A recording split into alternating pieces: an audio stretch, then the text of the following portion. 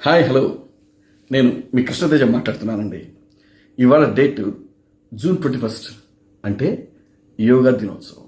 మీ అందరికీ అంతర్జాతీయ యోగా దినోత్సవ శుభాకాంక్షలు. అన్నట్టు ఈ యోగా ఇప్పటిది కాదండి, ప్రాచీన కాలం నుంచి ఉంది. ఒక విధంగా చెప్పాలంటే ఈ యోగా అనేది మన భారతీయ సంపద.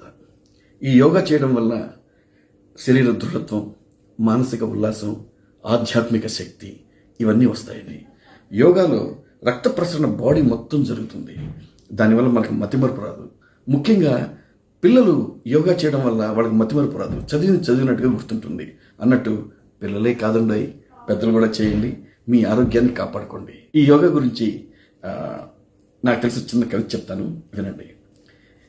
యోగా చేయడం వల్ల వస్తుంది యోగం, యోగం వల్ల వస్తుంది భోగం, యోగా చేయకపోవడం వల్ల వస్తుంది రోగం, ఆ రోగం వల్ల వస్తుంది మనకు శోకం. బాగుందా? ఎనీవేస్, మన 2 తెలుగు రాష్ట్రాల్లోనే కాకుండా భారతదేశం మొత్తం ఈ యోగాని చేయండి, మీ ఆరోగ్యాన్ని మీరు కాపాడుకోండి. అన్నట్టు మన భారతదేశ ప్రధాని మోడీ గారు ఈ యోగాని ఒక ఉద్యమంలాగా తీసుకొచ్చారండి. ఎవరి కోసం? మనందరి ఆరోగ్యం కోసం.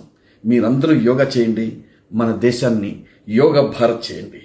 జై హింద్.